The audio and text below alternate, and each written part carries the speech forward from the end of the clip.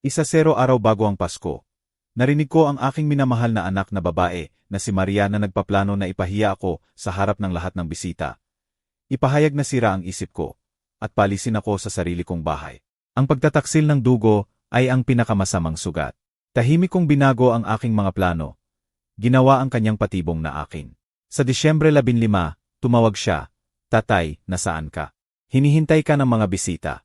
Tumawa ako. Tingnan sa aking drawer. Ang nakita niya ay nagpanginig sa kanya. At ang buong mundo niya ay gumuho.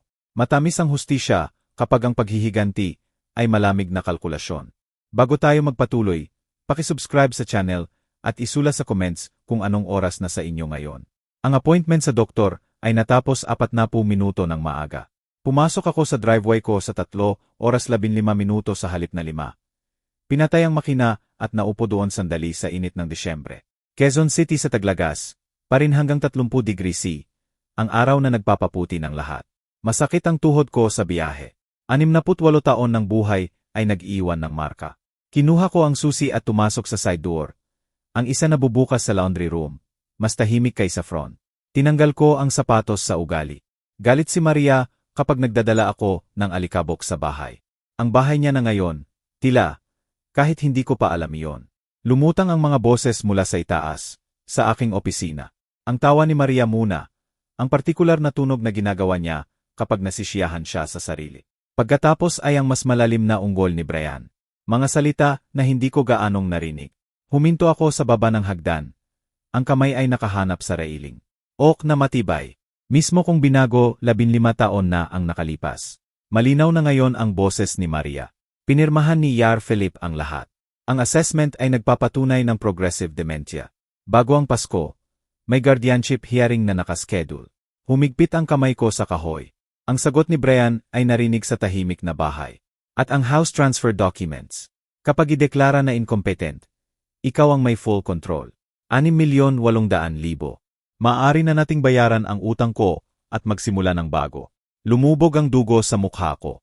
Naramdaman ko ang malamig na daloy pababa sa dibdib. Si Maria ulit, kaswal na parang pinag-usapan ang panahon. Ang matanda ay walang hinala. Akala niya ako pa rin ang devoted daughter. 2 linggo pa at bahay na natin ito. Nanigas ako. Ang isip ng engineer ay sinanay na magproseso ng impormasyon ng sistematiko. Load calculations, stress points, structural integrity. Inilapat ng utak ko ang paehong prinsipyo ngayon. Pinaplano nilang kunin ang lahat sa akin. Ang bahay na binili ko kasama ang yumaong asawa. Ang kalayaan na binantayan ko ng mahigpit sa 2 taon ng pagiging biyudo. Ang dignidad ko. Lumakad ang mga paa sa opisina sa itaas. Lumakad ako pa atras, tahimik, bawat hakbang ay sinusukat. Pabalik sa laundry room, palabas sa side door, sa garahe. Naupo ako sa kotse na sarado ang pinto at tinitigan ang manibela hanggang normal ang paghinga ko. 20 minuto, siguro. Maaring 1 oras. Pagkatapos ay pumasok ako. Nasa kusina sila. Tumingin si Maria, ngumiti. Ang ngiti na pinagkatiwalaan ko sa 38 taon. "Tatay, kumusta sa doktor?" Gumawa ako ng ngiti. "Ayos lang, routine check-up lang." "Kumusta ang trabaho mo ngayon, anak?" Bumaling siya sa cutting board. Naghiwa ng gulay. "Oh, paeho lang boring na insurance claims." "Hoy, plano mo pa rin na mag-host ng Pasko dito, di ba? May inimbita akong mga kaibigan." Tumango ako, walang sinabi, naupo sa mesa. Tumingin si Brian sa akin. May kumislap sa mata niya. Suspicion, guilt. Ngumuya ako ng dahan-dahan. Pinapanood silang pareho. Pinipilit ang sarili na lumuno. Gabi na iyon, naghintay ako. Sarado ang pinto ng kwarto nila sa 10:30 minuto. Pinakinggan ko ang bahay na humihimpil. Ang pamilyar na creaks at whispers ng istruktura na kilala ko ng mabuti. Sa hating gabi, nagbihis ako ng madilim na damit. Lumang ugali mula sa Navy years ko. At lumakad sa kusina patungo sa basurahan sa labas. 3 supot. Sinusuri ko ang bawat isa ng methodical. Coffee grounds, vegetable peels, junk mail. Pagkatapos, sa recycling bin, crumpled sa pagitan ng pizza boxes, mga papeles, legal papers. Pinakinis ko sila sa ilalim ng maliit na flashlight. Nanginginig ang kamay kahit sinusubukan kong kontrolin. Petition for emergency guardianship and conservatorship in the matter of Roberto James Cruz, an alleged incapacitated person. Naupo ako sa malamig na sahig ng garahe na hawak ang bagay na iyon. Binabasa ang sulat kamay ng anak ko sa margin. Isang phrase na may bilog sa red ink. Subject demonstrates significant cognitive decline and poses danger to self. Kasinungalingan. Klinikal na kalkuladong kasinungalingan. Hindi ko alam kung gaano katagal ako naupo doon. Matagal na para manigas ang paa ko. Matagal na para magkristal ang galit sa mas malamig, mas matalim, mas kapaki-pakinabang. Sa 2 oras ng umaga, tumayo ako, maingat na tiklop ang dokumento, inilagay sa bulsa ng jacket. Bukas, kailangan ko ng sagot. Bukas, kailangan ko ng plano. Lumakad ako patungo sa bahay, huminto sa pinto, tumingin sa kotse ko. 8 araw hanggang Pasko. 8 araw hanggang plano nilang sirain ako. Humigpit ang pangako. Binuksan ko ang pinto at pumasok.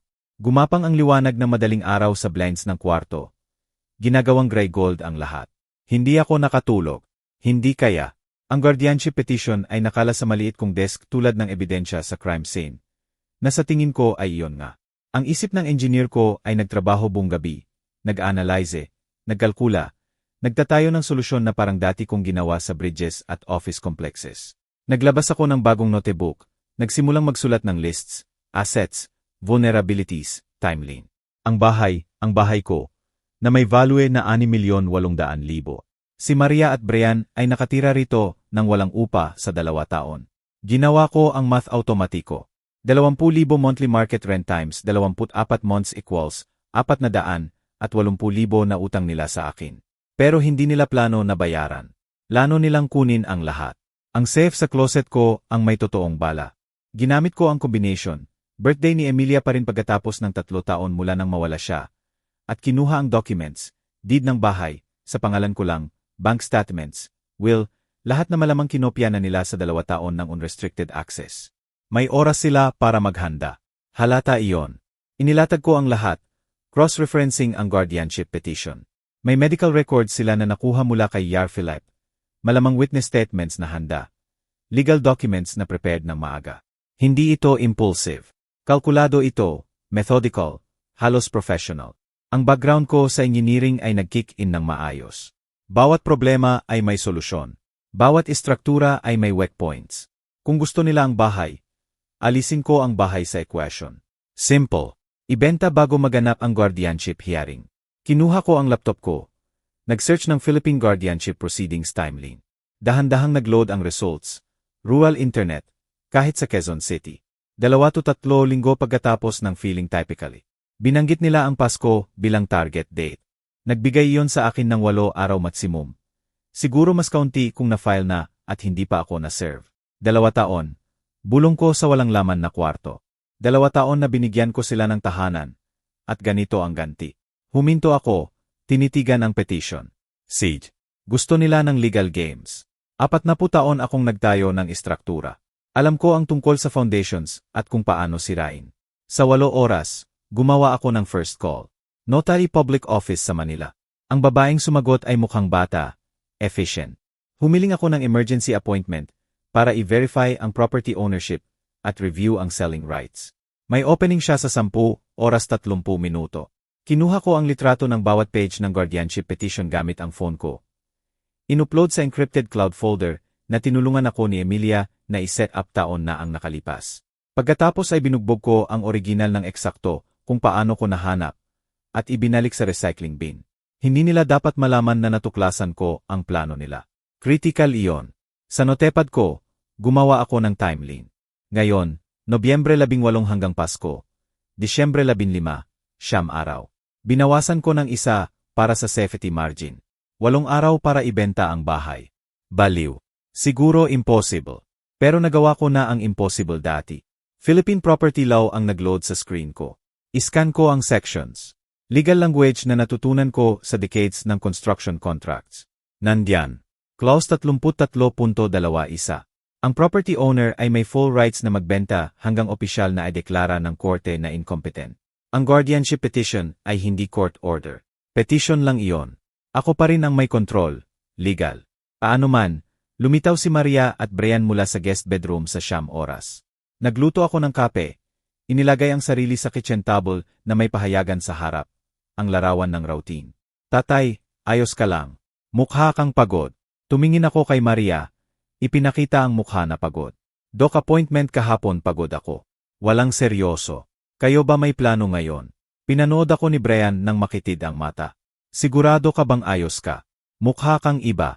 Gumawa ako ng flat smile. Nag-iisip lang tungkol sa Pasko. Big family dinner. Dapat memorable. Umalis sila para sa trabaho sa 9:30 minuto. Ang truck ni Brian ay umugong pababa ng driveway. Pinanood ko sa window hanggang lumiko sila sa corner. Pagkatapos ay kinuha ko ang documents at nagpunta sa Manila. Ang notary office ay nasa strip mall sa pagitan ng nail salon at tax preparation service. Si Rebecca Perez ang nakipagkita sa akin sa maliit na conference room. Professional sa gray suite. Siguro 50. Maingat niyang tiningnan ang deed ko. Mr. Cruz, ang deed na ito ay nagpapakita na ikaw ang sole owner. May complete right ka na magbenta. Pero ganoong mabilis na timeline. Tumingin siya sa akin. Pwede bang tanungin kung bakit urgent? Maingat kong pinili ang mga salita. Sabihin nating nalaman ko na magbabago ang living situation ko. Mas gusto kong kontrolin ang change na iyon. Nagbago ang ekspresyon niya. Concern na lumalabas sa professional mask. Kung may nag-pressure sa iyo, walang nag-pressure sa akin. Mas matigas ang boses ko kaysa plano. Gumagawa ako ng choice. Pwede bang mag-recommend ng real estate attorney na mabilis at discreet? Pinag-aaralan niya ako ng matagal. Pagkatapos ay dahan-dahang tumango. Kinuha ang business card mula sa drawer.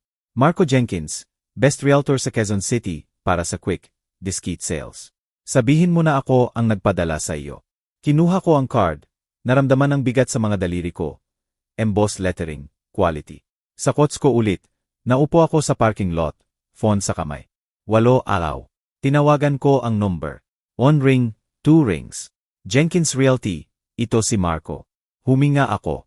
Mr. Jenkins, kailangan kong ibenta ang bahay ko at kailangan tapos bago ang Pasko. Pause. Iyon ay 9 araw na lang. Matatag ang boses ko. Alam ko. Kaya mo ba o hindi? Ang boses ni Marco ay nanatili sa isip ko. Maari akong magkaroon ng 3 seryosong buyer bukas kung tama ang presyo. Bukas. Ang salita ay lasang posibilidad. Naupo ako sa parking lot sa labas ng opisina ni Rebecca Perez. Tinitigan ang business card na binigay niya sa akin. Ang attorney, sabi ng note niya. Isang taong nakakaunawa ng urgency. Ang dashboard clock ay nagpapakita ng 3:40 minuto. Hindi pa uwi sina Maria at Brian sa 2 oras. Sapat ang oras. Maliit ang opisina. Second floor ng converted brownstone. Nakipagkita sa akin si Rebecca sa conference room. Mas bata kaysa inaasahan ko. Siguro 40. Matalim ang mata sa likod ng frameless glasses. Inilatag ko ang photographed guardianship documents sa table niya. Binasa niya ng tahimik. Ang ekspresyon ay lumalala sa bawat page. Sa wakas, tumingin siya. Mr. Cruz, ang dokumentong ito ay nag-claim na advanced dementia ka. Naglalakad sa gabi. Nakakalimot kumain. Pinirmahan ni E.R. Philip. Nakita mo ba ang doktor na ito? Hindi kailanman. Mas matigas ang mga salita kaysa plano. Pero nagsign siya ng papeles na incompetent ako. Paano iyon legal? Hindi. Fraud iyon. Tinapik niya ang petition. Pero ang pagpapatunay niyon ay tumatagal. Oras na hindi nila binibigay sa iyo. Sumandal ako. Ano ang move ko? Legal move. Hindi nagdalawang isip si Rebecca. Ibenta ang lahat ngayon. Bukas sa pinakamahuli. I-convert sa liquid assets. Tanggalin ang bahay sa ilalim nila. Iyo ito. May karapatan ka. Kinuha niya ang litrato ng bawat page. Gumagawa ng sariling file. Nangako ng absolute confidentiality. Pagkatapos ay pinapirmahan niya ako ng isang bagay. Limited power of attorney, tawag niya. Insurance policy kung mas mabilis ang galaw ni Maria kaysa inaasahan. Kung magiging unavailable ako. Ang salita ay nakabitin sa hangin sa pagitan namin. Gaano kakaunti ang window ko? Tanong ko. Binuksan niya ang court filing records sa laptop niya. Nag-scroll sa recent submissions. Walang petition na na-file pa sa court system. Malamang naghihintay sila hanggang pagkatapos ng Pasko para ambush ka. Tumingin siya sa akin sa screen. Nagbibigay iyon sa iyo ng siguro 1-0 araw maximum. 1-0 araw, mas kaunti sa 2 linggo para sirain ang lifetime. Tinawagan ko si Marco Jenkins mula sa opisina ni Rebecca. Inilagay sa speaker. Mr. Cruz. Punong-puno ang maliit na kwarto ng boses niya. Good timing. May interested investor na ako mula sa Cebu. Cash buyer na gusto ng quick close. Magbabayad ng full price. 6,800,000 para sa speed. Handa ka na ba? Tumango si Rebecca sa akin. Handa mo, sabi ko. Ipadala ang papers. Pipirmahan ko ngayon. Ang anak mo ay nakatira kasama mo. Tama. Kailangan ba siya mag-sign? Ang deed ay isang pangalan lang. Akin. Walang sign siya. Pagkatapos ng tawag, binigay sa akin ni Rebecca ang folder. Lahat ng kailangan mo. Sale authorization, new account numbers, direct line ko. Itago ito. Kinuha ko. Naramdaman ang bigat. Hindi lang papel. Kapangyarihan. Aking kapangyarihan. Sa loob ng 2 taon, ako ang confused old man sa kwento nila. Ngayon ay sinusulat ko ulit ang ending. Ang susunod kong stop ay isang bank na hindi ko pa ginamit dati, BI. 2 bayan ang layo sa Pasig, hindi ang usual kong BI, kung saan malamang may contacts si Maria. Inayos ng manager ang new checking account. Inayos ang wire transfer ng sale proceeds. Sigurado akong walang pangalan ni Maria. Pagkatapos ay pumasok ako sa driveway ko sa 5:15. Normal ang lahat. Pinarko sa usual spot, pumasok sa front door, sumigaw, uwi na ako, ang paraan na lagi kong ginagawa, isinabit ang susi sa parhong hook. Lumitaw si Maria mula sa kusina. Tatay, nasaan ka sa hapon? Tinawagan kita. Inensayo ko ito. Namatay ang phone. Sa library ako. Pagkatapos ay nag-drive around. Nag-iisip tungkol sa Pasko menu. Gusto mo pa rin ba na dito ang turkey? Lumabas ang balikat niya. Siyempre. Inimbita ko ang mga Henderson, ang Morales family. Siguro 1-0 katao total. Hindi katutol, di ba? Mahilig ang bahay na ito sa crowd. Lagi sinasabi ng nanay mo iyon. Huminto ako, hinayaan ng memories na umupo sa pagitan namin. Gawin nating real celebration. Ngumiti siya, lumapit, at niyakap ako. Magiging ganun, tatay. Talaga. Nakita ko ang kasinungalingan sa mata niya. Walang sinabi. Gabi na yon, nakahiga ako sa kama. Naririnig ang muffled voices nila sa dingding. Nagpaplano. Laging nagpaplano. Nag-vibrate ang phone ko. Text mula kay Marco Jenkins. Inspection scheduled bukas. 10 oras ang buyer's attorney drafting contracts. Kailangan mong available para mag-sign sa tanghali. Nagtype ako pabalik. Nandiyan ako. Deleted ang message. Deleted ang buong text thread. Tinitigan ang kisam. Bukas, ang bahay ay ilalagay sa market.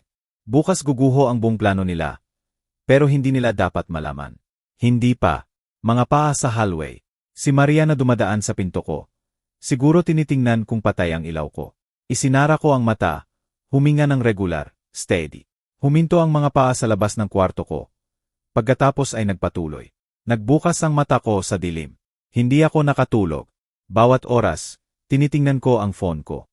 Walang mula kay Marco, walang mula kay Rebecca. Walang nagpapahiwatig ng problema. Sa 7, nagsimulang tumakbo ang shower sa banyo ni Maria. Normal morning routine. Ang alarm clock ni Brian ay umuugong sa dingding. Lahat ay ordinary, maliban ngayon ay may estranghero na lalakad sa bahay na ito. Nag-inspeksyon ng mana na akala ni Maria ay iyon. Maingat akong nagbihis, button-down shirt, decent slacks, hindi masyadong formal, hindi suspicious, basta isang lalaki na may morning errands. Kailangan kong umalis bago ang 10 oras.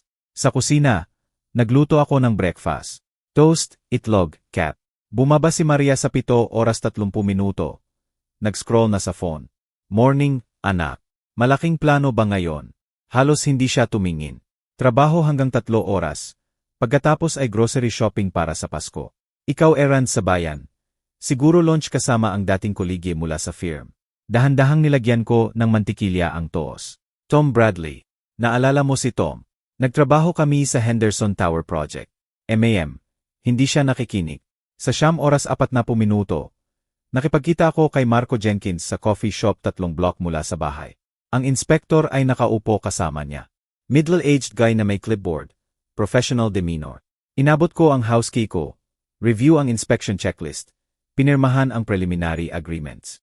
Mahilig ang buyer sa neighborhood, sabi ni Marco. Solid ang deal. Motivated siya. Mabuti. Pinanood ko ang inspektor na pumunta sa truck niya. Patungo sa bahay ko. Tahimik lang. Lagi.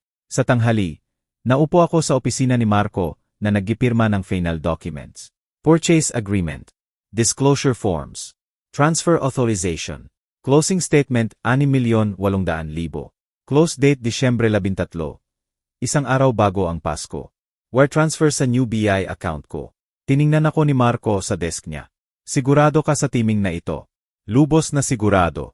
Bawat pirma ay parang strike laban sa plano ni Maria. Sa BI, inayos ng manager ang wire transfer details ko. Tinulungan akong magbukas ng safe deposit box. Inilipat ko ang emergency cash mula sa lumang box sa B. Inilagay din ang isang bagay na ginawa ko kagabi. Isang fake will. Type sa lumang typewriter ko. Coffee-stained paper. Deliberately siya key-signature na pinractice ko hanggang magmukhang authentic. I leave MY entire estate, including house and all assets, to MY beloved daughter, Maria. Dated 3 years ago. Placed prominently in MY home safe where she'd find it. Hayaan niyang isipin na nanalo na siya. Medyo malaking wire transfer ito, sabi ng manager. 6,400,000 pagkatapos ng fees. Sigurado ka na lahat sa checking. May investment options kami. Checking. Kailangan ko ng immediate access. Tiningnan ko ang mata niya. At kailangan kong ganap na hiwalay ang account na ito mula sa previous accounts ko. New statements sa e-bots, hindi sa home address. Dahan-dahang tumango siya, hindi nagtanong bakit. Nag-drive ako sa harap ng bahay ko sa dalawa. Nakapark ang kotse ng inspector sa driveway, ang sasakyan ni Marco sa tabi. Nag-circle ako ng block ng 2 beses bago mag-park sa kalye. Naghintay. Umalis sila sa 2 oras 30 minuto. Naghintay ako ng isa pang 15 minuto. Pagkatapos ay nag-uwi. Nasa studio ko si Maria nang pumasok ako. Naghahanap sa desk drawers ko. Nagulat siya nang marinig ako. Oh, tatay. Hindi ko narinig na pumasok ka. Naghahanap lang ako. Nag-gesture siya ng malabo sa desk. Kailangan ng stamps ang mga Pasko invitations. At akala ko nandito mo tinatago. Nakita ko ang mga papeles na gumalaw ng bahagya. Feeling cabinet, isang garapon. Stamps. Hindi, anak. Sa kusina ko tinatago iyon. 3rd drawer pababa. Lagi. Naalala mo ba? Tama. Siyempre. Mabilis masyado.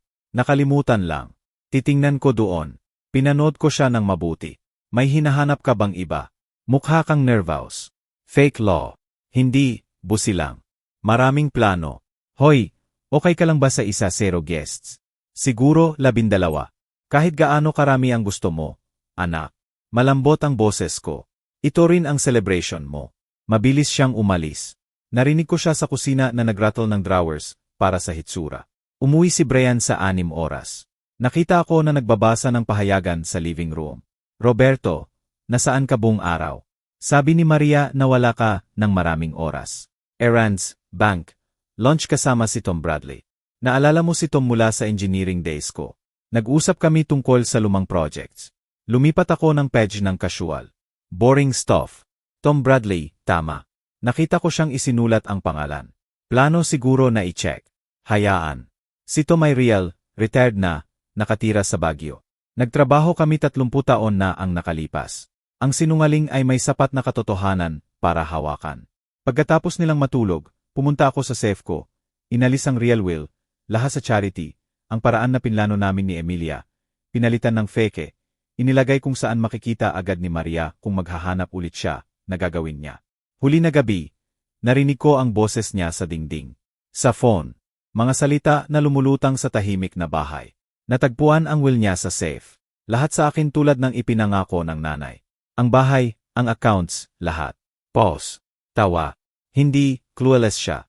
Nagkaplano pa rin ng Turkey menu. Nasa halway ako na nakikinig. Nag-vibrate ang phone ko.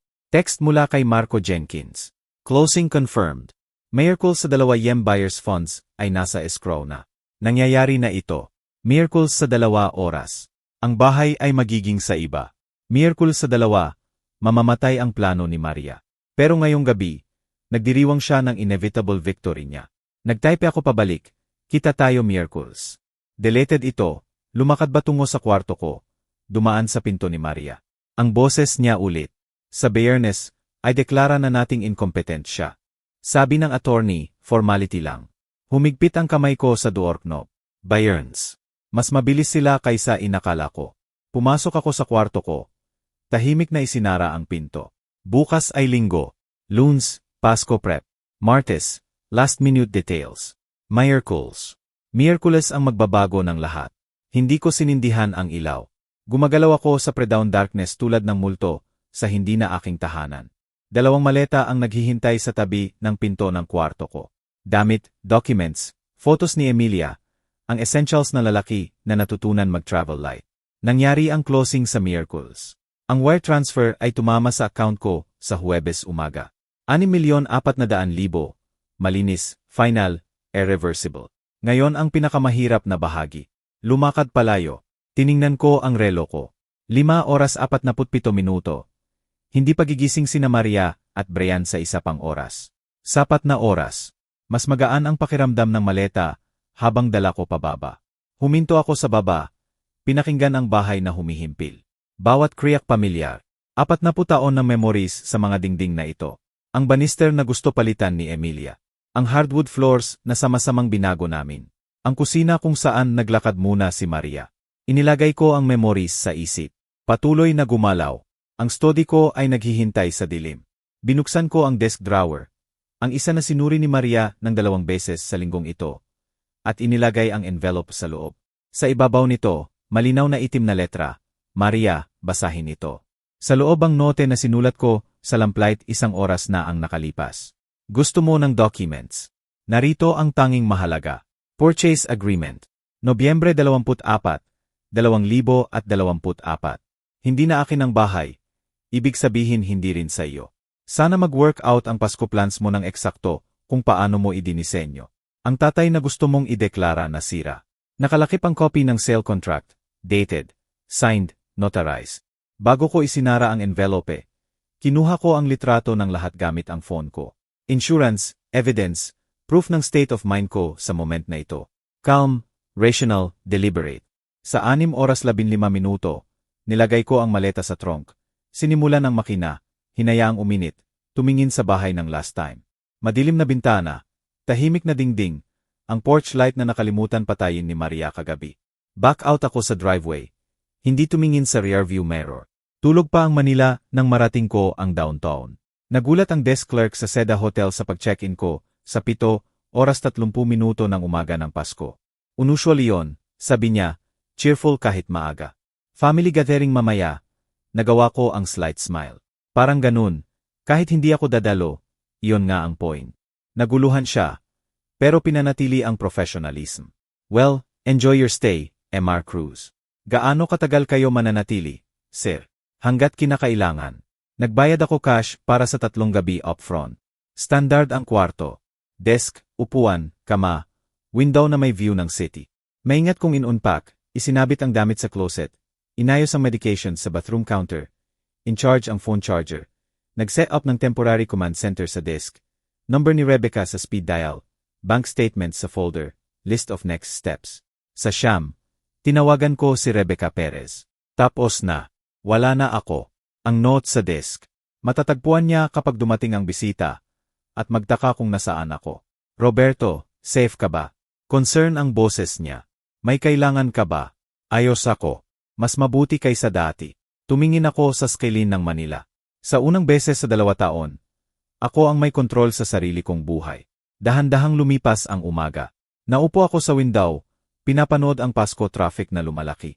Families na pupunta sa dinner, mga tao na may dala na peas at casserole. Normal holiday RYTMS. Sa tanghali, tinitigan ko ang phone ko. Alam kung ano ang darating, ang tawag, ang discovery, ang pagsabog. Bahagi ng akin ay gusto na patayin ito, mawala ng buo. Pero hindi, kailangan kong marinig. Kailangan kong marinig ang moment na na-realize niya na lahat ng pinlano niya ay nawala. Ang daliri ko ay nakahover sa power button. Pagkatapos ay bumalik. Hayaan itong tumunog. Hayaan siyang magpanik. Hayaan niyang maramdaman kung ano ang pakiramdam ng betrayal mula sa kabilang panig. Sa 2:03, lumiwanag ang phone. Maria Mobile. Hinayaan kong tumunog ng 4 na beses bago sagutin.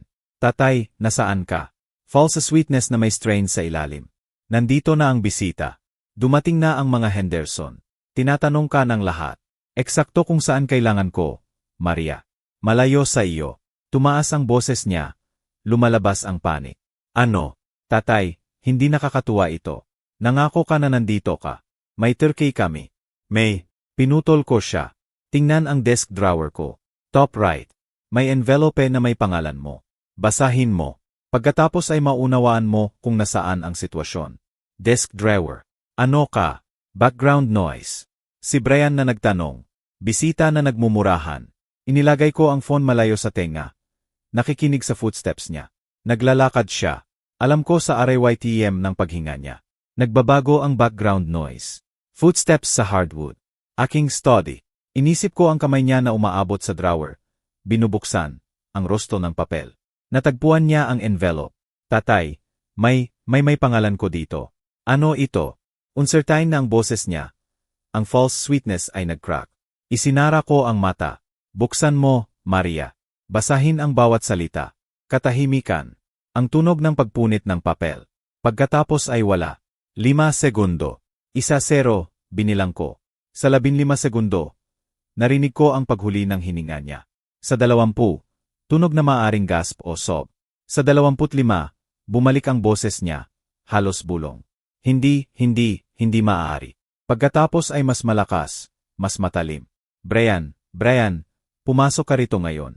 Inalis ko ang phone sa tenga ko. Kahit malayo, narinig ko ang sigaw niya. Inilagay ko ang phone sa speaker. Inilagay ang ipad malapit. Sinimulan ang voice memo recording. Kinukuha ang lahat. Ano ang ginawa ko ay protektahan ang assets ko mula sa magnanakaw. Ang bahay ay naibenta Miracles. Closed escrow. Nasa account ko ang pera. Tapos na. Akala mo hindi mo magagawa. Magagawa ko. Ginawa ko. At Brian, nagre-record ako ng conversation na ito. Kaya piliin mong mabuti ang susunod mong salita. Pause. Pagkatapos ay halos kontroladong galit. Namanipulate ka. May nag-take advantage sa iyo. Mapapatunay namin na hindi ka sa right main. Halos tumawa ako. Bitter sound. Talaga. Kasi may psychiatric evaluations ako mula sa 3 separate doctors na nagkukumpirma ng perfect cognitive function. Dated last week. Ilang doktor ang meron kayo na nagsasabi ng kabaligtaran? Oh, tama. Isa. Na hindi talaga nag-exam sa akin. Yar Philip, di ba? Nasaan ka ngayon? Kailangan nating harapin ito face-to-face tulad ng lalaki. Tulad ng lalaki. Ibig mo sabihin tulad ng lalaki na naglano na ideklara ako na sira. O tulad ng lalaki na nag-forge ng medical documents. Pasa ko sa conversation na iyon. Bumaba ang boses niya. Threatening. Gumagawa ka ng kaaway, matanda. Dangerous enemies. May kaaway na ako. Hindi ko lang alam na nakatira sila sa bahay ko.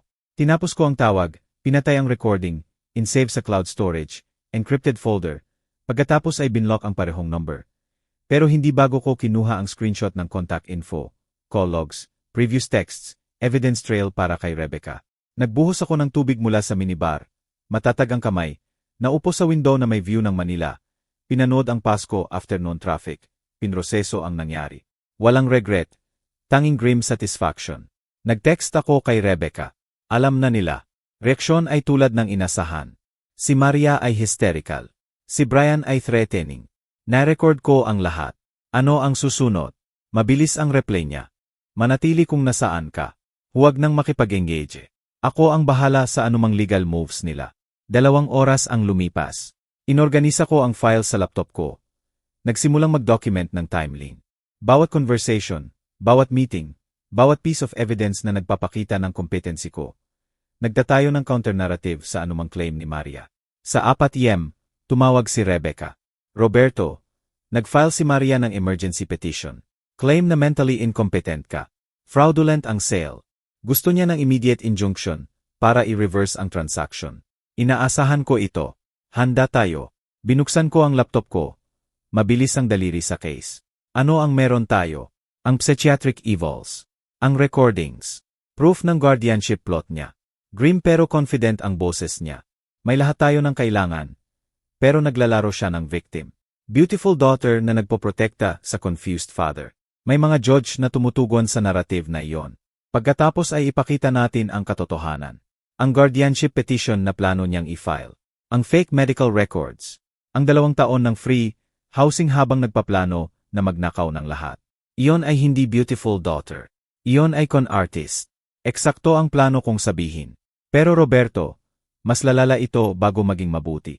Naglalaban siya para sa survival niya ngayon. Desperado ang mga tao kapag cornered. Hayaan niyang subukan. Tapos na ako sa pagiging victim ng iba. Nagtatakip ang araw nang mag-buzz ang phone ko. Unknown number. Nagdalawang isip ako.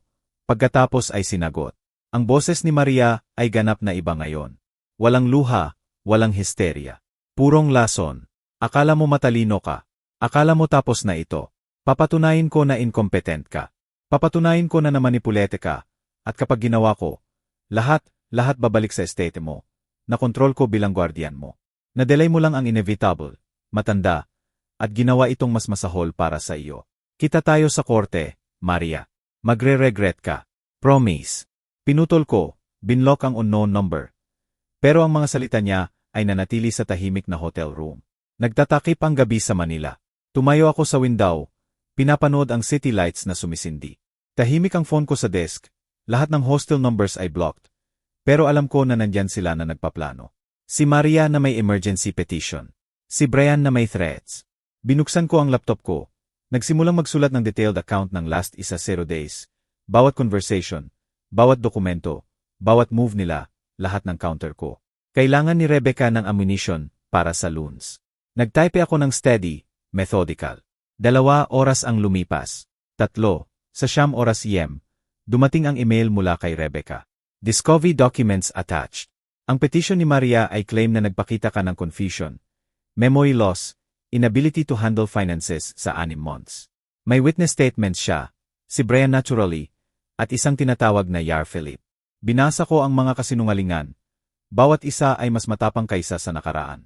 Sumagot ako, may recordings ako na nagpapatunay ng kabaligtaran, at evidence na hindi kailanman nag-exam sa akin si Yar Philip. Ipadala ang strategy mo para sa loans. Hit send. Patuloy na nagtype. Sa labas, ang gabi ng Pasko ay nagbalot sa city. Families na natatapos ang dinner, nanonood ng football, nagbabahagi ng pasasalamat. Nagtype ako ng katotohanan ko sa dilim. Ang totoong laban ay nagsimula sa loans. Pero ngayong gabi, nagtayo ako ng arsenal ko. Dinala ng Disyembre ang Grace Keys at Colder Truths. Naupo ako sa hotel room ko. Ngayon ay extended sa monthly rate. Nagre-review ng latest email ni Rebecca. Ang loans hearing ay nag-work well. Deni ni Judge Hayes ang emergency petition ni Maria. Walang immediate evidence ng incompetency. Pero hindi tapos si Maria. Nag-hire siya kay Marcos Webb, lawyer na kilala sa aggressive tactics at questionable ethics. Ang email ni Rebecca ay nag-outline ng new strategy nila. Humiling sila ng full psychiatric evaluation. Court-ordered. Claim nila na ang behavior mo. Biglang pagbenta ng bahay. Biglang paglaho sa Pasko ay nagpapatunay ng mental decline. Grant ni Judge Hayes ang evaluation. Nakaschedule ka sa Enero 15. Ginugol ko ang Disyembre sa paghahanda. Nakipagkita sa 3 independent psychiatrists. Nagdaan sa cognitive testing, memory assessments, personality inventories. Bawat isa ay nagkukumpirma ng perfectly sound mind. Walang dementia, walang impairment. Kinolekta ni Rebecca ang documentation. Nagtatayo ng fortress namin. Samantala, lumakas si Marcos Webb. Nag-file ng motion na claim na ninakaw ko ang family heirlooms. Jewelry ni Emilia, humiling ng police investigation. Tinawagan ako ni Detective Carter sa Martes umaga. Mr. Cruz, may report kami tungkol sa possible theft ng valuable items mula sa family home. Nakipagkita ako sa kanya sa station sa hapon. Nagdala ng proof. Photos ni Emilia na suot ang jewelry sa 1,980s. Wedding gifts na binili ko. Insurance policy sa pangalan ko. Receipts na nagpapakita ng 400,000 na ginastos sa 1,985. Will na nagpapakita na iniwan sa akin ang items. Tinignan lahat ni Carter. Isinara ang notebook. Mr. Cruz, comprehensive ito. Bakit mag-claim siya ng theft kung dahil desperate siya? Nabigo ang guardianship scam. Wala na ang bahay. Ngayon ay sinusubukan niyang criminal charges. Hindi gagana. Case closed sa loob ng 48 oras. Walang theft na nangyari. Dumating ang Enero 15 ng malamig at malinaw. Lumitaw ako sa Marikina County Courthouse para sa court-ordered psychiatric evaluation. Si Yar Sarasantos, ang court-appointed expert, ay nagdaan ng 6-hour assessment sa sterile examination room. Mr. Cruz, ang anak mo ay claim na impulsively mong ibinenta ang bahay ng walang pag-unawa sa consequences. Iwalk mo ako sa decision-making process mo. Sinagot ko ng may precision ng engineer. Walang impulsive. Sa Nobyembre 17, natuklasan ko na ang anak ko at son-in-law ay nagpaplano na ideklara ako na incompetent sa pamamagitan ng fraudulent medical documents. Na-verify ko ang legal rights ko, kumonsulta sa attorney, at isinagawa ang lawful sale ng property ko. Iyon ay hindi confusion. Iyon ay self-preservation. Nag-record ka ng conversations nang walang alam nila.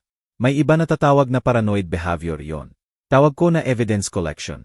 Kapag may naglano na kunin ang rights mo, ang documentation ay hindi paranoia, necessity.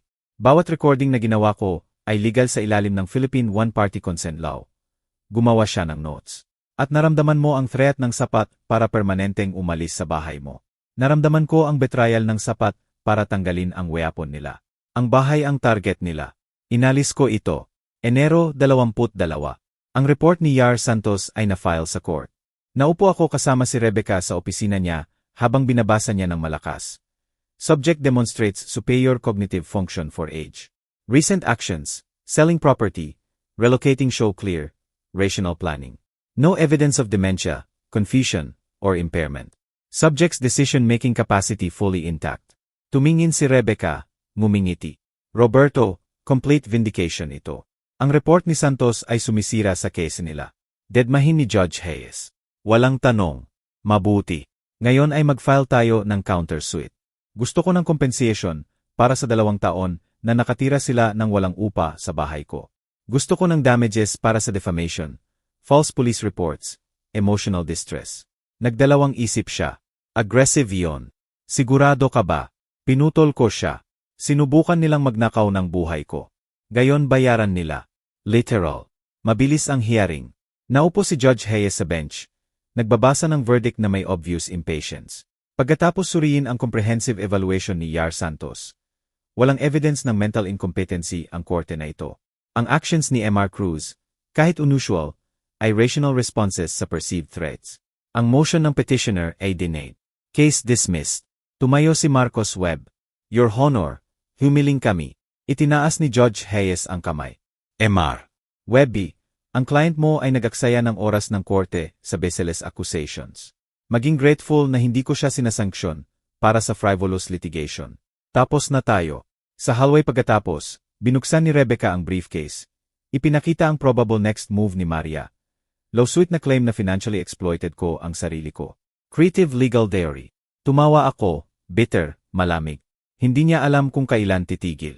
Bihirap ang mga tao kapag nawawalan ng lahat. Kinuha ko ang phone ko. Pinalabas ang recording mula Nobyembre 17. Ang boses ni Maria. Ang matanda ay walang hinala. Pinakinggan ni Rebecca. Lumalakas ang mukha niya. Iyon ay conspiracy to commit fraud. Maari tayong mag-file ng criminal referral. Gawin mo. Walang defense na. Offense na lang ngayon. Lumakad ako palabas ng courthouse sa Enero cold. Ang dismissal ni Judge ay dapat naramdaman bilang victory. Sa halip ay parang intermission. Nagbuzz ang phone ko. Unknown number. Mr. Cruz. Ito si Officer Linda Martinez, Manila E. May report na gumagawa ka ng threatening calls kay Maria Cruz.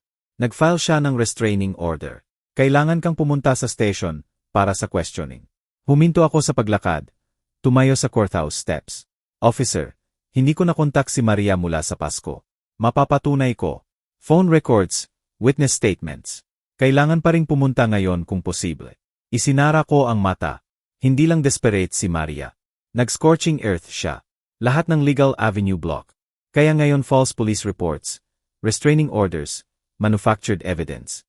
Nag-text ako kay Rebecca. Nag-file sila ng false harassment claim. Gusto ng police ng statement. Instant ang reply niya. Huwag pumunta mag-isa. Makikita kita doon sa 30 minuto. At Roberto, oras na para sirain silang buo. Tiningnan ko ang message na iyon. Oras na para sirain sila. Iyon na. Inakay kami ni Officer Martinez sa interview room. Steel white walls, metal table, recording equipment. Maingat na inilagay ni Rebecca ang briefcase niya. Naupo ako sa harap ni Martinez. Nakalagay ang kamay. Mr. Cruz, simula ni Martinez. Si Maria Cruz ay claim na tumawag ka sa kanya ng 17 beses sa past 2 weeks. Nag-iwan ng voicemails na may threats. Humiling siya ng emergency restraining order.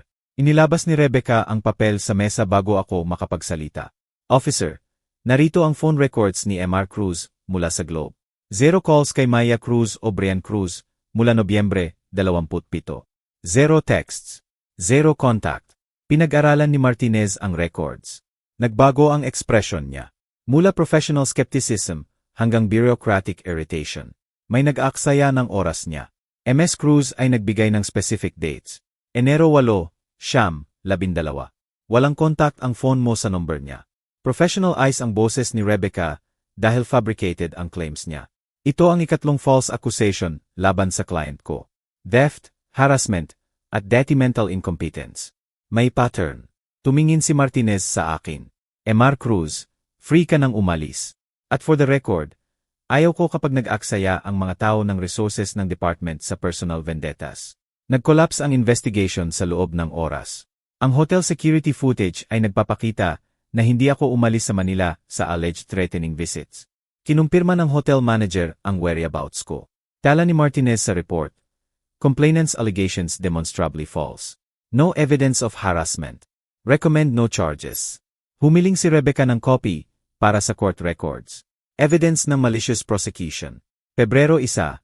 Nag-file si Rebecca ng counter ko sa Quezon City Regional Trial Court. 2,500,000 damages para sa defamation at emotional distress. 480,000 compensation para sa 2 taon unpaid rent. Market rate 20,000 monthly. Criminal referral para sa medical document forgery. Nagpanik si Brian nang maserve. Tinawagan ako direktang bypass attorneys. Roberto, maging reasonable tayo. Pareho tayong nagkamali. Naibenta mo ang bahay. CJ, tapos na iyon. Pero ang lawsuit na ito, magbabankrupt kami. 1,000,000, iyon ang lahat natin. Kunin mo at tapusin natin ito. Na-record ko ang tawag. Lahat ng meron kayo. Interesting yon, Brian. Dahil 2 buwan na ang nakalipas akala mo may 6,800,000 ka. Ang bahay ko, ang pera ko, ang buhay ko. Ngayon ay nag-offer ka ng 1,000,000 na parang pabor. Mali kami. Okay. Iyon ba ang gusto mong marinig? Mali kami. Hindi. Ang gusto ko ay eksakto ang nakukuha ko. Hustisya. Kita tayo sa korte. Marso 15, ang hearing. Si Judge Sharon Morrison ang nag-reside. Nagre-review ng evidence na inipon ko sa mga buwan. Timeline sa poster board na nagpapakita ng 2-year plot. Authenticated documents na nagpapatunay ng forgery. Recordings na nagpapakita ng premeditation. Psychiatric reports na nagkukumpirma ng competency ko. Mr. Cruz, sinuri ko ang evidence mo, sabi ni Judge Morrison. 2 taon ng free housing habang nagpaplano na magdaya sa iyo ng property. Fabricated medical documents. False police reports. Ang conduct ng defendants ay egregious. Sinubukan ni Marcos Webby ang defense. Your Honor, ang clients ko ay concerned sa welfare ni Mr. Cruz. Pinutol siya ni Judge Morrison. Counselor, ang clients mo ay nag-forge ng signature ng doktor. Iyon ay hindi concern. Iyon ay fraud. Potentially criminal fraud. Sistemang iniharap ni Rebecca ang case namin. Your Honor, ang defendants ay nag-exploit ng generosity ni Mr. Cruz. Nakatira ng walang upa. Market value, 20,000 monthly, 24 months, 480,000. Pagkatapos ay sinubukan na magnakaw ng primary asset sa pamamagitan ng fraudulent guardianship. Humiling kami ng compensation plus damages. Clearly warranted ang compensation. Mr. Cruz, nagbigay ka ng housing, utilities, support sa 2 taon. Tumayo ako, malinaw ang boses. Opo, Your Honor, dahil anak ko si Maria. Akala ko tinutulungan ko ang family. Hindi ko alam na tinutuluyan ko ang mga magnanakaw. Nagbigay ng verdict si Judge Morrison. Judgment for Plaintiff Roberto Cruz. Defendants Maria Cruz at Brian Cruz jointly and severally liable. 480,000 unpaid rent. 2,500,000 emotional distress damages. Total 2,980,000. Additionally, inirekomenda ko ang forged medical documents sa district attorney para sa criminal investigation. Adjourned. Nanginginig si Maria. Your Honor, wala kaming. Kaya mag-arrange kayo ng payment plan o harapin ang collections. Dapat naisip nyo iyon bago mag-fraud. Next case. Sa hallway ng courthouse, kami ni Rebecca ay nakatayo sa window. Sa salamin, nag-aaway sina Maria at Brian. Sila sa likod ng barrier. Pero ang body language ay sumisigaw. Si Brian ay nag-gesture ng willed. Umiyak si Maria. Nilalakad ni Marcos Webby ang layo. Naghuhugas ng kamay. Mag-file sila ng bankruptcy, sabi ni Rebecca. Hindi mo makikita ang 2,980,000 na iyon. Hindi ko kailangan ang pera. Kailangan ko silang talo ng buo. At talo sila. Pinag-aralan niya ang mukha ko. Alam mo na sinisira nito sila. Ang credit, reputation, marriage nila siguro. Pinanood ko si Maria sa salamin. Sinubukan muna nila akong sirain. Ginawa nila ng tahimik na may ngiti at medical forms. Ginawa ko ng legal sa open court. Ang difference ay nanalo ako. Sa labas, ang hangin ng Marso ay nagdadala ng last traces ng taglamig. Tumayo ako sa steps kung saan months ago ay natanggap ko ang call tungkol sa false harassment charges. Ngayon, may judgment sa kamay, 2,700,000 at 80,000 na wala kina Maria at Brian. Hinawakan ni Rebecca ang braso ko. Nanalo ka ng buo. Pero Roberto, hindi pa tapos ang pagiging problema nila. Bankruptcy proceedings, possible criminal charges para sa forgery. Magiging sa system sila sa mga taon. Magiging connected ka sa mess na ito sa nagbuzz ang phone ko. Text mula sa unknown number. Photo attachment. Ang bahay ni na Maria at Brian. For sale segn sa yard. Message sa baba. Nawala ang bahay namin. Nawala ang lahat. Sana masaya ka. Hindi pa tapos ito. Ipinakita ko kay Rebecca. Kumunot ang noo niya. Parang threat iyon. Dapat. Deleted ko ang message. Hayaan silang mag-threat. Hayaan silang mag-flail. Wala na silang maititira para saktan ako. Malaya ako. Libing sila. Sapat na. Nagsimula ko pababa ng courthouse steps sa likod ko. Tumawag si Rebecca. Saan ka pupunta? Hindi ako tumingin pabalik. Maghanap ng bahay sa Tagaytay. Siguro saan tahimik. Malayo sa mga taong nagsisinungaling na may ngiti. Marating ko ang bottom step. Patuloy na lumakad. Napanalunan ang digmaan. Oras na para magtayo ng bago. Dumating ang Abril ng may brutal clarity. Naupo ako sa Tagaytay rental ko. Modest one-bedroom. Mountain views. Temporary shelter. Habang naghahanap ng permanent home. Binabasa ang bankruptcy filing na ipinadala ni Rebecca. Chapter 7. Total liabilities 15 milyon. Assets halos wala. Ang 2,700,000 at 80,000 judgment na napanalunan ko ay nasa top ng debt pile nila tulad ng korona sa guho. Ang email ni Rebecca. Madidischarge nila ang karamihan. Maaari kang makabawi ng 0 cents on the dollar. Siguro mas kaunti. Gusto mong i-object ang feeling. Nagtype ako pabalik, hindi, hayaan silang lumunod. Ang pera ay hindi kailanman ang point. Mid-Abril nagdala ng isa pang update mula kay Rebecca. Ang employer ni Maria, ang insurance company, ay nag-terminate sa kanya. Public ang court records. Company policy prohibited employees involved in fraud investigations. Kahit civil cases. Nag-file si Maria ng unemployment. Denied. Termination for cause.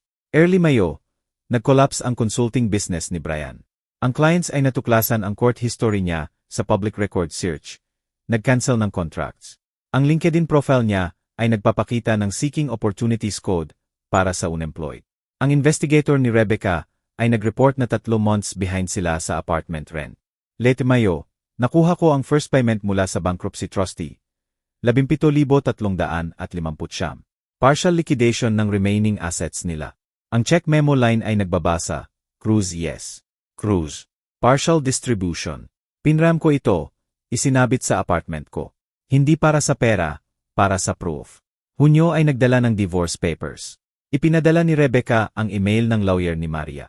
Ang relationship ay sinira ng financial stress at mutual recrimination.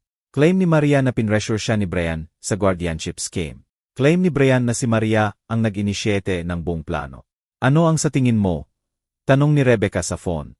Sa tingin ko pareho silang sinungaling na nagbibintangan sa isa't isa sa pagkakahuli. Mid-Hulyo final bankruptcy discharge granted. Ang judgment ko ay 76% on collectible. Total recovered 100 at 70,000 mula sa asset liquidation. Ang boses ni Rebecca ay may resignation. Iyon lang ang makikita mo. Wala na silang natitira. Perfecto. Iyon ang laging goal. Iwanan sila ng wala. Gumawa ko ng folder sa laptop ko na labeled consequences. In-save ang bawat dokumento na ipinadala ni Rebecca. Termination letter. Bankruptcy filing, divorce petition, payment receipts, hindi mula sa vindictiveness. Mula sa pangangailangan ng engineer na mag-document ng complete structural collapse na in-engineer ko. Sa early Mayo, sa Iran sa Manila, nag-drive ako sa apartment complex nila.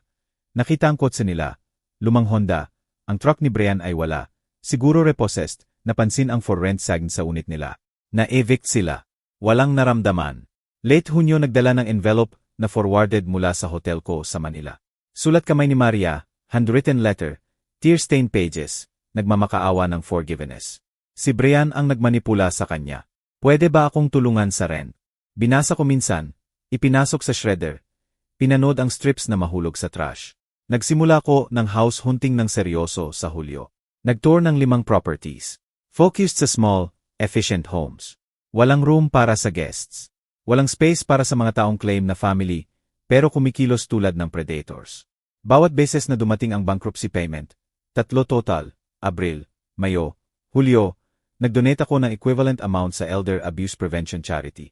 17,350, naging 18,000. 44,600, naging 45,000. Ginagawang proteksyon para sa iba ang utang nila. Tumawag si Rebecca mid-Hulyo na may update. Ang attorney ni Brian ay claim na ang vindictive lawsuit mo ay sinira ang buhay nila. Sabi na pwede mong tanggapin ang 1,000,000 settlement. Implies na ikaw ang villain. Sumagot ako sa email. Vindictive. Ginamit ko ang legal system ng eksakto kung paano idinisenyo para remedy ang fraud. Sinira nila ang sarili nilang buhay sa moment na nag-forge sila ng signature ng doktor. Ginawa ko lang na may consequences. Late Hunyo, nag-iwan si Maria ng voicemail. Pinakinggan ko pero hindi sumagot. Tatay, ako ito. Alam kong ayaw mo mag-usap, pero na-evict kami. Umalis si Brian. Kinuha ang natitirang pera namin. Hindi ko alam kung ano ang gagawin. Sorry ako. Sobrang sorry. Kung pwede lang siguro ilang libo para makabangon. Anak mo ako. Pakiusap. Natapos ang message sa pag-iyak. Deleted ko. Tumigil ka sa pagiging anak ko nang tawagin mo ako na matanda at naglano na ikulong ako. May consequences ang actions. Tinuro mo yon sa akin. Ang final update ni Rebecca ay dumating sa Hulyo. Final na ang bankruptcy discharge. Pinanatili ni Maria ang kotse. 15-year-old Camry lang ang exempt asset. Wala si Brian. Officially divorced sila. Lumipat si Maria sa Cebu. Nagtatrabaho sa retail sa SM. Siya ay nakatira kasama ang brother sa Davao. Separate cities, separate lives, separate failures. Mukha kang satisfied. Mukha akong tapos. May difference. Dumating ang text mula sa unknown number. Si Maria mula sa new phone. Tatay, nakita kong nasa Tagaytay ka. Tiningnan ko ang property records. Bumibili ka ba ng bahay? Pagkatapos ng lahat, ikaw ay may fresh start. At ako ay nagtatrabaho sa retail. Nakatira sa studio. Libing sa utang na hindi madidischarge sa mga taon. Paano iyon fair? Binasa ko ng 2 beses. Nagsimula mag-type ng response. Huminto, deleted ang draft, binlock ang number. Fair. Gusto niyang pag-usapan ang fair. Ang fair ay 40 taon ng pagbibigay. Ang fair ay pagbukas ng bahay ko sa 2 taon. Ang fair ay pagtitiwala sa anak ko. Nagtaya siya sa kamatayan o incapacity ko. Talo. Ngayon nabubuhay sa consequences. Hindi yon unfair. Iyon ay arithmetic. Late Hulyo gabi. Naupo ako sa maliit na balcony ng rental ko. Pinapanood ang sunset na nagpipinta ng Tagaytay views sa impossible colors. Ang phone ko ay nagpapakita ng 3 block numbers. Si Maria ay sinusubukan ang different phones para marating ako. Bawat block ay parang pagsasara ng pinto. Final door. Permanent. Ang laptop ko ay nagpapakita ng property listing. 2-bedroom house, West Tagaytay, 12 milyon. Mountain views, quarter-acre lot, small, manageable. Akin. Ang email ng realtor ay naghihintay ng response. Tinanggap ng owner ang offer mo. Buksan ang escrow bukas. Congratulations sa new home mo. Ang daliri ko ay nakahover sa reply. Bukas sisimulan ko ang paperwork. Bukas, bagong foundation. Pero ngayong gabi, gusto kong umupo sa moment na ito. Ang space sa pagitan ng destruction at creation. Nag-buzz ulit ang phone ko. Parehong block number pattern. Pang-4 na attempt ni Maria ngayon. Hindi ko tiningnan. Pinanood lang ang sun na lumubog sa likod ng Taal Volcano. Sa likod ko, nag-chime ang laptop. New email. Subject, Final Bankruptcy Distribution 7,366. Ngumiti ako. Nagpapadala sila ng pera na wala sila. Nagbabayad ng utang na hindi nila kaya. Lumulunod sa consequences na itinayo nila. At ako ay bumibili ng bahay sa bundok mag-isa. Eksakto ang plano. Nag-buzz ulit ang phone. Iba ang pattern. Si Rebecca, sinagot ko. Roberto, may balita ako. Ang DAS office. Nagmo-move forward sila. Criminal charges para sa medical forgery. Si Brian ay inindict. Akala ko dapat mong malaman. Tiningnan ko ang nagdidilim na langit. Kahit ngayon, nagbubukas pa ang consequences. Agosto 28, tumayo ako sa living room ko. Walang laman maliban sa boxes at liwanag na dumadaloy sa windows. Nagpipinta ng Taal views sa bar walls. 2 araw mula sa closing, 2 araw ng pagtulog sa air mattress, pagkain ng takiot, pagunpak ng essentials ng buhay na rebuilt mula sa foundation up. Tahimik ang phone ko sa windowsill, sa wakas. Walang block numbers ngayong umaga. Walang desperate attempts ni Maria. Siguro tinanggap niya na ang permanent distance. Pagkatapos ay nag-vibrate ito. Kinuha ko. Inaasahan si Rebecca na may final escrow documents. Sa halip, notification mula sa BEI. Wire transfer received 120,000 mula kay Maria Cruz. Memo, final payment. Naibenta ang kotse. Pakikalmahan mo ba ako? Tinitigan ko ang notification. Walang naramdaman. Inilipat ang pera sa Philippine Elder Abuse Prevention sa loob ng minuto. Dumating ang text mula sa unknown number. Si Maria, isa pang new phone. Tatay, ipinadala ko ang lahat ko. 120,000. Naibenta ko ang kotse. Sumakay na ako ng boss papuntang trabaho. Gusto ko lang malaman mo. Sorry ako. Pwede ba tayong mag-usap? Pakiusap. Binasa ko, hindi sumagot. Screenshot ito. Ipinadala kay Rebecca na may message. Document this. Evidence ng continued contact attempts. After noon ay nagdala ng furniture delivery. Simple pieces. Quality construction. Lahat ay pinili para sa comfort ng isang tao. Inidirekta ko ang movers, inayos ang bedroom ko. Nag-set up ng maliit na office. Gumawa ng space na buo kong akin.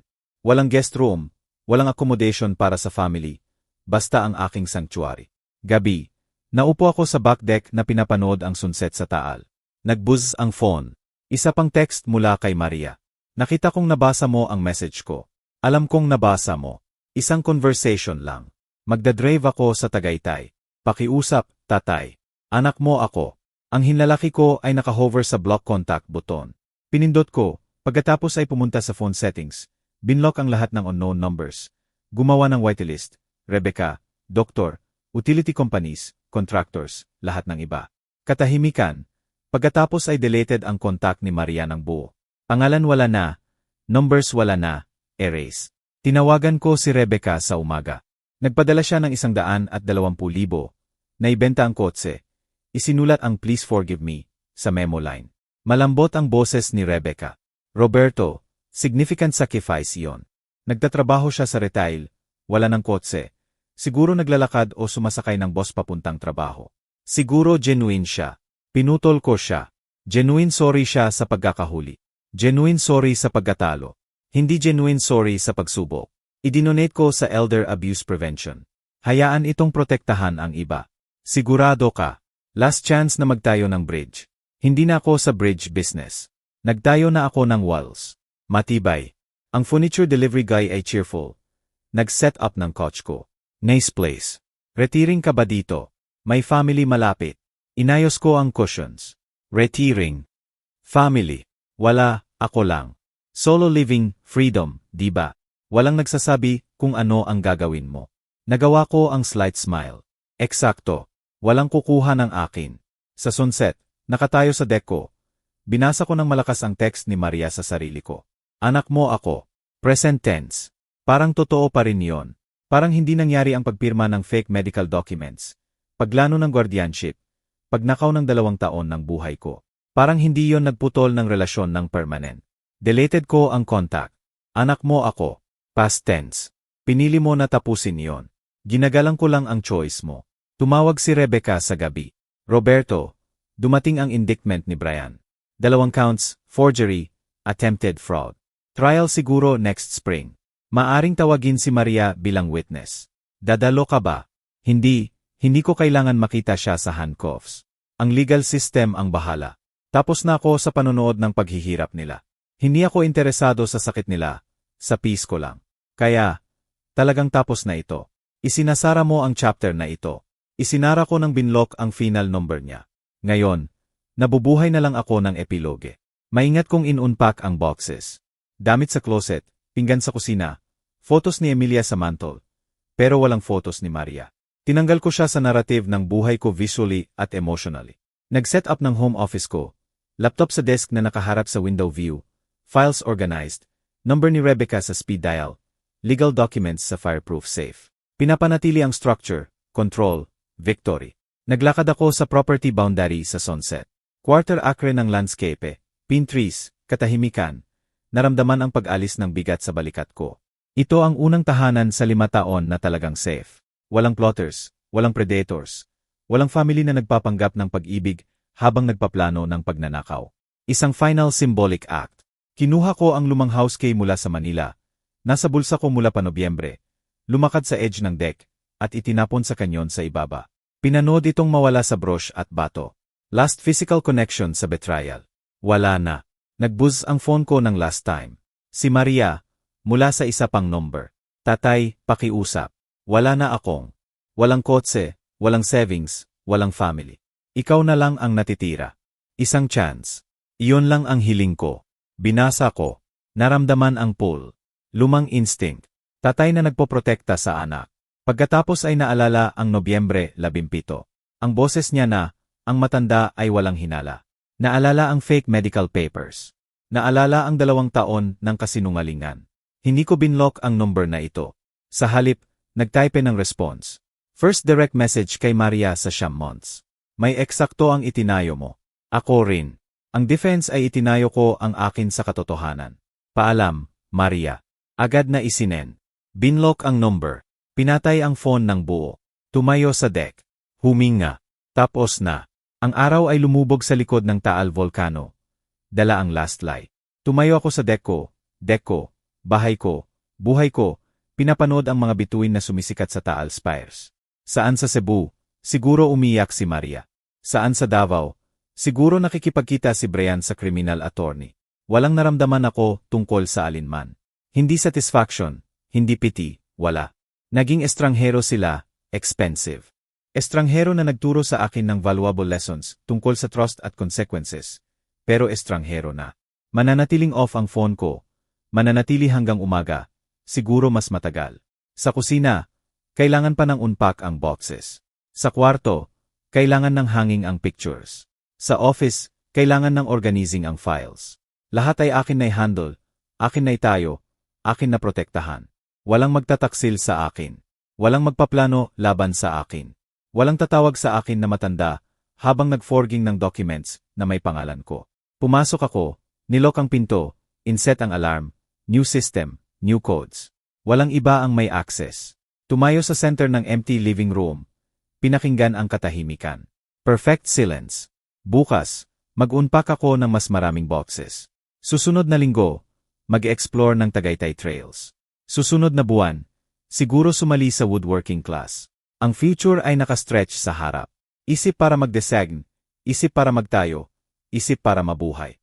Nagsimula ako ng kwento bilang victim. Tinapos bilang architect. Sinubukan nila akong ilibing sa paperwork at kasinungalingan. Sa halip, inilibing ko sila sa consequences at tumaas sa wreckage. Tapos ang digmaan. Nanalo ako. Hindi dahil sinira ko sila, kahit ginawa ko, kundi dahil nagtayo ako ng isang bagay na hindi nila kayang hawakan. Isang buhay na walang sila. Pinatay ko ang ilaw. Humimpil ang bahay sa paligid ko. Safe, secure, silent, akin. Kung nagustuhan mo ang kwentong ito, pakilike ang video, subscribe sa channel, at ibahagi ang impressions mo sa comments. Para makinig sa susunod na kwento, i-click ang box sa kaliwa. Salamat sa panonood.